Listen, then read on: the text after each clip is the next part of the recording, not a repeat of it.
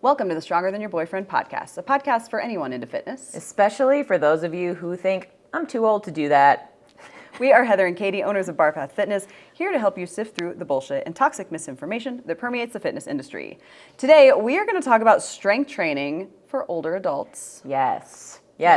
Even more important, but also just as important to start when you're younger. But if you haven't started yet and you're in your 50s and beyond, you need to start now. This is the time. This is the time. Yes. You're never too old. Yes. We want to talk about this topic for a lot of reasons. I think the majority of our in-person clients are over the age of 60. Yeah. Like all of mine are except maybe one. Yeah. And I think a lot of yours are. I have a really good mix, but I do have clients, a good chunk of them who are 50s and beyond or late 40s or I think the youngest client I have is 30s. Yeah. And we used to have online, teenagers and stuff. So we do kind of run the gamut online, all sorts. But a lot of our in-person, 40 and older, for sure. I would say majority of, But anyways. So we want to talk about this because, first of all, our clients are badass. And we see them do amazing things every week. Yeah. And we know there's no excuses because we've seen it happen. But also, I think there's this, miscommunication or lack of understanding around what strength training looks like when you're older. Yes. And so we want to talk about that today. Yes, but let's first start with why this is even more important. Yeah. Sarcopenia. So this is a muscle disease that causes muscle loss, strength, and general physical function. And the longer you go without strength training, the worse this will get. And you'll be at higher risk for osteoporosis. It's almost inevitable if you do not strength train, especially if you are a female person. Okay, it is associated with aging, but it can affect younger people due to malnutrition, obesity, and extreme deconditioning. So if you just don't move at all, is sarcopenia, it is classified as a disease? Yes. I kind of like that. Yeah, it is a disease. Because you don't have to have it. I think people always think, oh, well, once I hit this age, sarcopenic. Research shows, once I hit this age, research shows that I'm going to lose X amount of muscle per year, right? Yeah, research does show that because those people weren't moving. Yeah. They weren't lifting. It starts in your 30s. Huh? Yeah. But I can tell you I'm more fit than I've ever been. I was going to say, nearing 40. People look the best in their 30s if they've been strength training, So it's and beyond. So yes, like you were saying, it's the common idea that my metabolism slows. Your metabolism slows as you age. The only reason it does is because the longer you go without moving, the worse off you are. And as you age without moving, you will lose muscle mass. And that is what causes your metabolism to slow down. And when you lose muscle mass, you tend to feel really shitty. And when you don't have a lot of strength, you tend to feel really shitty. So you're not moving as much. So the older you get, the less you move. And that's why your metabolism sucks. So if you strength train, this is completely preventable and reversible if you are older and you haven't started strength training yet. And like we're saying, you do start to lose muscle mass in your 30s, early 30s, if you're not strength training though. Right. So that it's an easier said than done. I get that, but it is very, very important. Like the most important thing that you can do for your health. 100%. If you were to do one thing for your health, and that only one thing, it would be strength training. Yes. It would have to be strength training. Agreed. So, yes. Agreed. Yeah. Body in motion stays in motion. Okay, so I was training a newer client. She's in her 70s, and her mom passed away a couple of years ago. She was 103, which is cool. That's a long life. And I was like, what was her secret? She's like, she told me that you have to stay moving. And I think that's a big part of the reason why she wanted to start strength training. But as soon as her mom got into a wheelchair, things went downhill. So once she stopped moving, things went downhill. Yeah. I think she had fallen and I think broke her hip, which there's the strength training piece. This woman probably was moving a lot, but she wasn't strength training. Yeah. So she fell, broke her hip, had to be in a wheelchair, then dementia came, and then she died. Wow. So that can happen really quickly the older you get. So I do think that even just the littlest strength training can help someone. And the more heavy you go, there is some research to prove the value there. Heather's very excited about this. Let's talk about it. I about a review that I found from this year in April. This review, we'll post it in the show notes, Heavy Strength Training in Older Adults, Implications for Health, Disease, and Physical Performance. So this review basically analyzed a lot of old studies from the 80s even, 80s, 90s, all the way up to now. Yeah. And the review makes some really cool claims. It suggests, from reviewing multiple studies, that heavy strength training and very heavy strength training, and we will define that, in the frail and diseased populations as well as older adults is safe and highly effective to improve strength outcomes and functional performance. I don't think people realize how big this is because people think, or people have the mentality that the older you are, the lighter you should go because you don't want to get injured. So anyways, continue. This review shows there are greater improvements in strength and function following heavy, which is 80 to 84% of your 1 rep max, and very heavy, which is above 85% of your 1 rep max. That's cool. In older adults versus people doing moderately heavy, which is the recommendation. If you look at our recommendations for older adults, it's moderate strength training. And this review is saying, fuck that. Heavy as fuck strength training. Even if you're 80, let's go. This review shows numerous studies that suggest that healthy and diseased older adults may and should train with heavier loads than the current guidelines recommend. Yep. Some considerations it mentions is heavy is relative, right? So 85% for me is different than 85% for my 90-year-old friend. Yeah, right? yeah. Obviously, it's going to look different on anyone. There's also the recommendation to keep things a focus on concentric loading has the least risk. So the concentric portion of the lift, right? So if you're doing a lift, the eccentric should be slow and controlled, which we always preach and talk about. And they actually suggest in this review pausing before the concentric phase. So basically, let's take a squat, for example. Not people in their 90s may or may not be doing a squat, but if you are, and you totally can, if you don't have, issues or complications, then you'd go slow on the eccentric, pause at the bottom, and then maximal velocity on the way up. That's like their suggestion for training.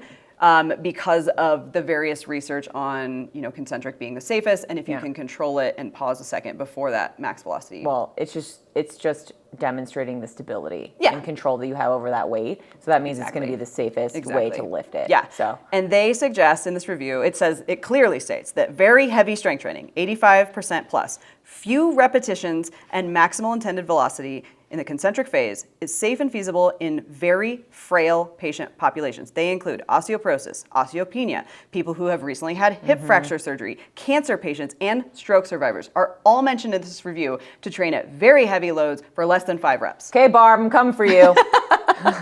I think it's Barb, so cool. we are lifting heavier. I'm going to start bringing my kettlebells to your house. I got so excited when I read this because it is... Like, we know this because we have our older adult populations lifting heavy for them. Yeah, right. But this is game changer because I have some older clients who are like very scared. Yeah. And now I'm gonna be like, the research. Look at this review. Let's go, Barb. Like Barb, Judith, we're going heavy. Yes, repetition matters, and we need to moderate, and all the intensities matter, but we need to. Now I'm like 3 to 5 reps. Let's go. We're doing it. Right. I don't care. Yeah. And it doesn't have to be all the time. Right. Obviously. But obviously we talk about rep ranges and varying them and all that. But I love this because I'm going to take it to all my clients and see this is why we do what we do. Yes. There's proof that this works. And okay, let's get into now how this will look. Because I think that's important. This is really... We're not going to throw a 300-pound barbell on your back, Grandma. Yeah. Well, even remember your mom would be like, I don't want to strength train because your lift's so heavy. Yeah. Don't train me. You're not going to train me. I'm trained. So this study is very, very important for people to know because you need to do it no matter if you're 95 or if you're 25. So you need to do it. But you have to take into consideration where someone is starting because most older adults who are getting into strength training, and I will, usually put money on anyone who comes in who are 60 or older, they have some sort of pain or injury. So this is very, very important because that's always number one is get this person out of pain, stabilize the pain, and eventually fix the pain so that we can do we can progress their range of motion, we can progress their heavy lifting, etc. So you still, how does the programming look? It looks exactly the same as if you're training the 20-year-old. It's just what variation of the foundational movements are you going to be doing? Right. So I just got a newer client. She's in her 70s. Her knees hurt. So a part of the, kind of assessment phase is, well, can we do a squat to a high box? Or can we do a wall sit? Can we hold that position? Can we do a stability ball squat on a wall? How bad is the pain? So once we assess that, then we can progress any movement to help get out of that pain and strengthen the muscles around the joint with the pain. So this is where, obviously we're trainers, we get it, we have a business, but I think it is imperative for someone who is starting a little bit later in life to have a trainer. Yes. To hire a trainer. Yes. Because if you do something wrong, if you move wrong, you are at greater risk for injury, especially if you haven't been strength training your whole life. Seriously, one wrong tweak or move, you probably will pull something. Yeah. And that will probably deter you from wanting to come back. Right. So, and that's bad. We don't want that to happen. And it might happen, but if we can work through that, your trainer probably isn't perfect, so it might happen, but they need to get to know you and learn your body and learn what movements are safe for you. So they will know how to program for you safely, and they will know how to push you safely too. So this is, you have to make sure your form is good.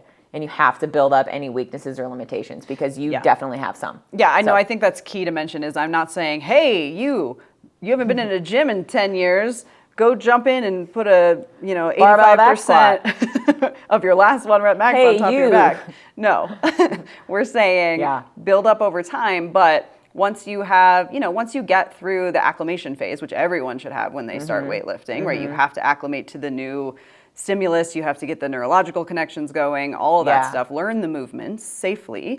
Then we're saying that's when you can start training with heavy loads. Yeah.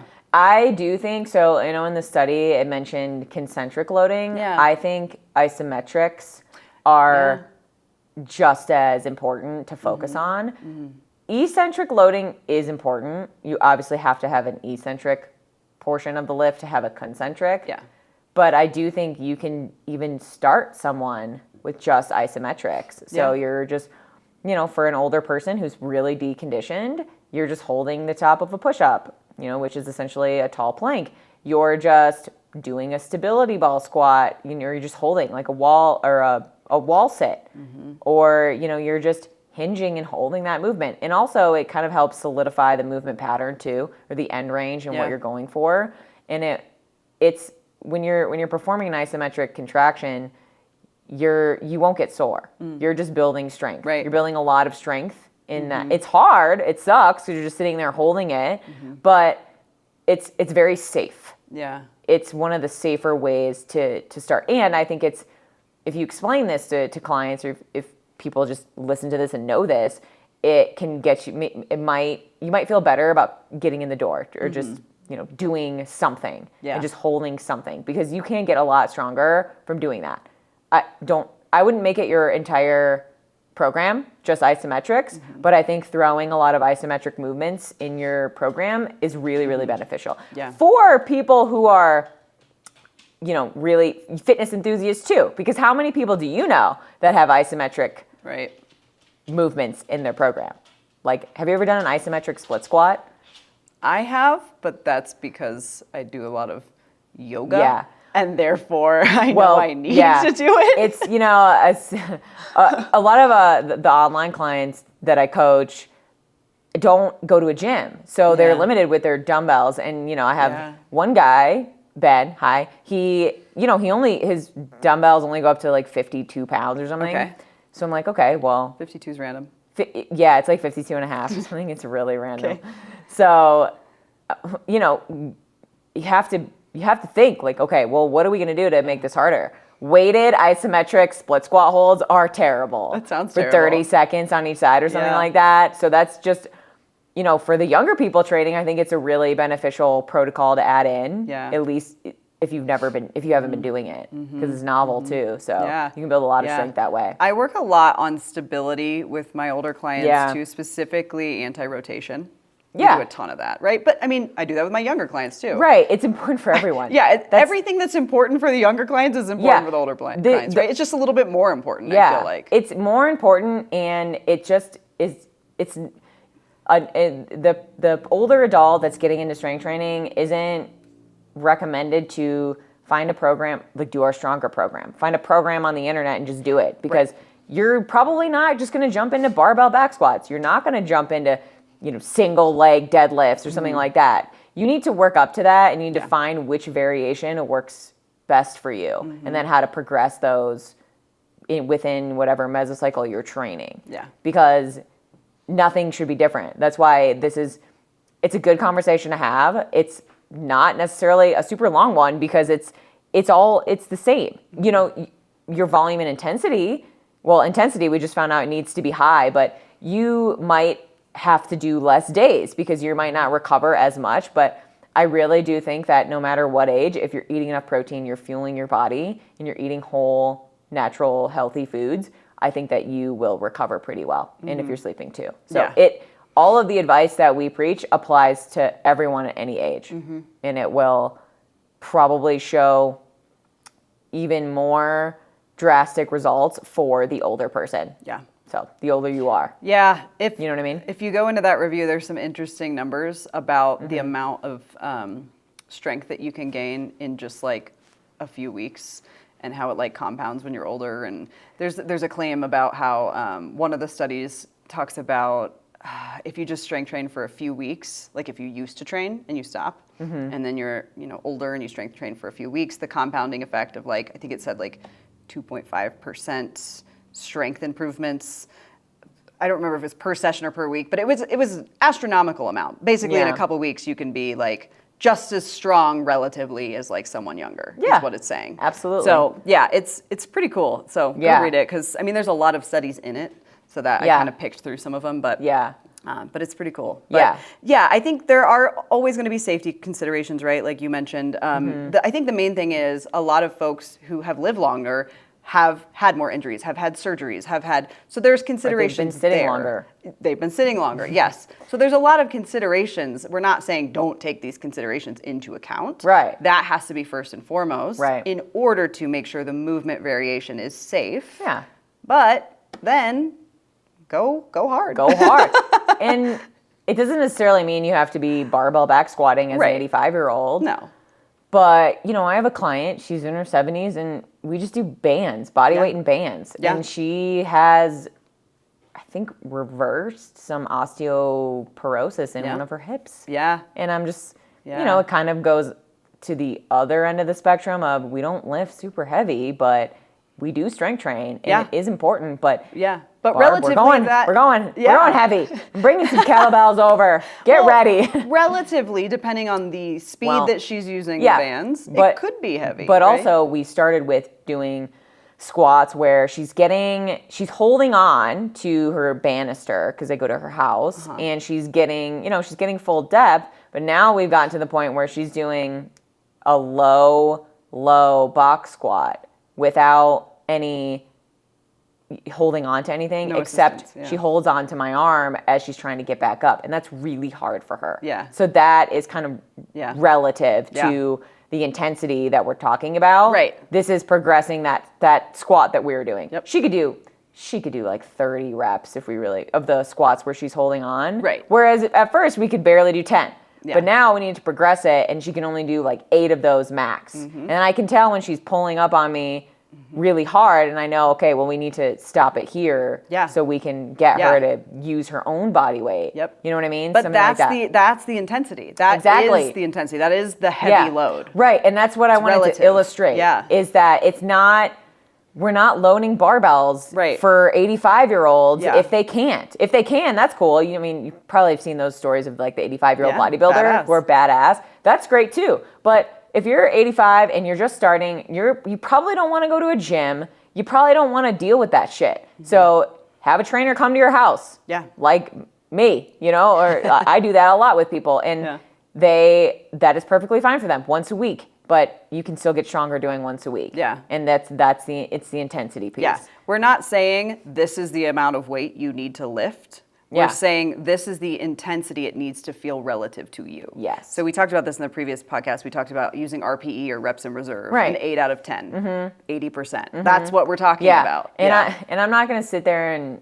explain RPE to Barb. I'm just going to be like I could just tell. You could just tell, and I don't need her to rack her brain about, oh, was that an 8 RPE? She's like, no, this is hard. Like, that's it. That's good. Okay. Yeah. And granted, sometimes people think something that they're doing is hard when we all know they can go harder. Yeah.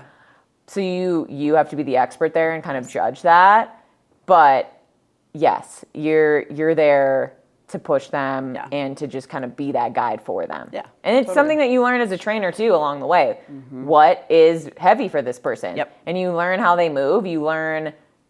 You can see their bar speed, you could see, or their movement speed, and you just know, okay, well, on their face it looks hard, but their body's telling me otherwise, so let's go. Like, we need to lift heavy. Yeah. So. I have a client who is 70. Yeah. And she has this bike, and it's like, it's a trike, actually. Yeah. So, because she used to cycle a lot, and so now she likes to cycle, but it's like a trike. You know the ones you sit in, I think they are, and they're like long, and you like use your feet. Oh, yeah. It's just one of those, right? Yeah. But it's like really fancy and bougie. Okay. And she takes it apart and like has to, like the wheel comes off, but then you have to lift it to get it in the trunk. And so she's always had her husband do it.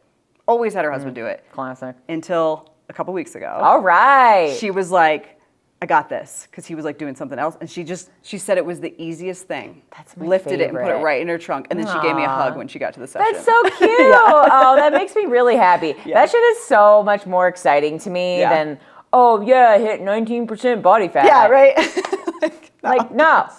What's her name? Well, I guess if you don't want to use her name, but I mean, just in case. whoever is She's a badass. feeling really good about herself because she's stronger. Yeah. I don't know. That's cool. That's really cool. It's cool. Yeah. Yeah. So the moral of the story is there is no reason to slow down for the sake of slowing down. Yeah. Aging can be awesome. You can lift heavy and safely. Yeah. You have to eat your protein. You have to find your people. Yeah. And just know that age is not limiting you. You are limiting you. Yeah. You got this. Yes. It's never too late to start. You know, just like they say with investing. Yeah. You know, it's never too late to start saving money. Yeah. And it's literally the same. You're investing in your health. It's never too late to start. And your quality of life will be a lot better. Yeah. You don't need a shit ton. You don't need to be lifting, maxing out, and lifting heavy in all rep ranges is the key. And hire a trainer so that you don't hurt yourself. Yeah. So hire us. We're cool. Yeah. All right. Peace out.